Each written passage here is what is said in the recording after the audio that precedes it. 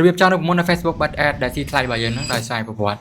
អញ្ចឹងយើងគ្រាន់តែចូលមកកាន់ Ad Manager របស់យើងមកហើយចុចតាកន្លែង More នេះចុច Create a new rule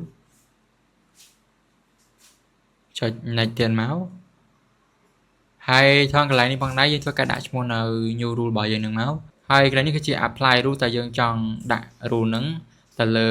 campaign ណាខ្លះហើយថងកន្លែងនេះយើងអាចរើសបាន3គឺ all active campaign all active asset និង all active ad ហើយថងកន្លែង action នេះតើយើងចង់ឲ្យគេ take action បែបណាគឺមាន turn off ឬក៏មានអីផ្សេងទៀតអញ្ចឹងទៅ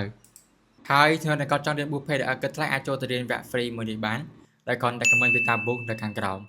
ហើយចុះមកក្រោមទីមក condition គឺជាលក្ខខណ្ឌតែយើងចង់លក្ខខណ្ឌនឹងបែបណាហើយកន្លែងនេះគឺជា comparison ចូលមកដល់កន្លែងទី2នេះគឺជាកន្លែងដែលយើងកំណត់បន្ថែមឬក៏មានន័យថា if បើសិនជា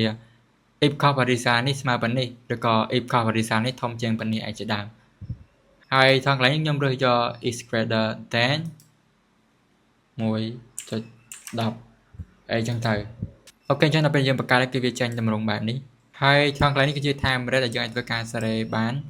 យើងអាចដាក់ថ្ងៃហ្នឹងចាំមិញឬក៏ដាក់ថ្ងៃណាតាមដែលយើងចង់បានអញ្ចឹងទៅហើយត្រង់កន្លែង schedule នេះគឺជាកន្លែងដែលយើងអាចធ្វើការកំណត់ឲ្យ rule ហ្នឹង run នៅពេលណា